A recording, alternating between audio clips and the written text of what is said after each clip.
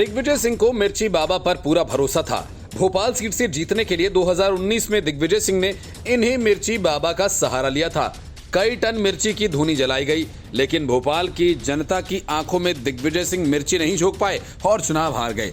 वही मिर्ची बाबा अब एक बार फिर से सुर्खियों में है। अब दिग्विजय सिंह की वजह से नहीं, बल्कि कमलनाथ से जले भुने अखिलेश यादव की वजह से।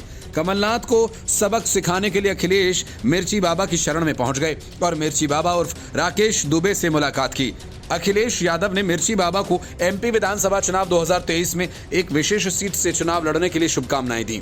संभावना ये जताई जा रही है कि मिर्ची बाबा सपा के टिकट पर चुनावी मैदान में उतर सकते हैं। उत्तर प्रदेश में बीजेपी के मुख्य प्रतिद्वंदी समाजवादी पार्टी भी मध्य प्रदेश में अब तक 46 उम्मीदवारों की लिस्ट जारी कर चुकी है। 22 अक्टूबर को सपा ने एमपी चुनाव के लिए 12 प्रत्याशियों के नाम का ऐलान किया था। विपक्षी गठबंधन में शामिल समाजवादी पार्टी एमपी में कांग्रेस के साथ राज्य स्तर पर एक साथ आने में कामयाब नहीं हो सकी। इसे लेकर दोनों के बीच वार पलटवार काफी तेज हुआ। कांग्रेस के प्रदेश अध्यक्ष कमलनाथ के एक बयान के बाद समाजवादी पार्टी भड़की हुई है। दोनों दलों के बीच जुबानी जंग है। अखिलेश व अखिलेश से होते हुए छुटभैया नेता के बाद अब दोस्त पर आकर थमती नजर आ रही है। हालांकि इसके बाद कांग्रेस और सपा में गठबंधन पर कोई बात बनती नहीं दिख रही। चुनाव आयोग की वेबसाइट के आंकड़ों के अनुसार 2018 के मध्य प्रदेश चुनाव में समाजवादी पार्टी ने 52 प्रत्याशियों की सियासी दंगल में इन्हें उतारा था। सपा को केवल एक ही सीट पर जीत हासिल हुई थी। इसमें से 45 उम्मीदवारों की जमानत जब्त हो गई थी। भले ही 52 सीटों पर चुनाव लड़ने वाली समाजवादी पार्टी के 45 प्रत्याशियों की जमानत जब्त हो गई थी, इसके बावजूद सपा एमपी चुनाव में 5 विधानसभा सीटों पर दूसरे नंबर पर पार्टी बनकर उभरी थी।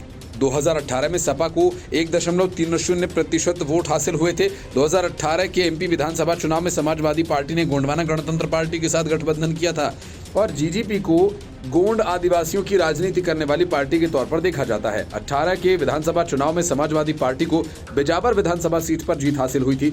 सपा के प्रत्याशी रहे राजेश शुक्ला ने 36,714 वोटों से बीजेपी के उम्मीदवार पुष्पेंद्रनाथ पाठक को मात दी थी। इस बार कांग्रेस ने बिजावर विधानसभा सीट से अपना प्रत्याशी उतारा है। अखिलेश यादव 2024 के लोकसभा चुनावों के लिए बनाए गए विपक्षी दल में शामिल हैं और अपनी अलग सियासी रणनीति भी जाहिर करते रहे हैं। हाल ही में उन्होंने एक ट्वीट किया था जिसमें उन्होंने लिखा था कि होगा 24 का चुनाव, पीडीए का इनकलाब। समाजवादी पार्टी का पीडीए फॉर्मूला छोड़ दलित अल्पसंख्यक समुदाय के वोटों की राजनीति के सहारे अपनी सियासी जमीन तैयार करने वाला ये माना जा रहा है। Bureau report, news of India.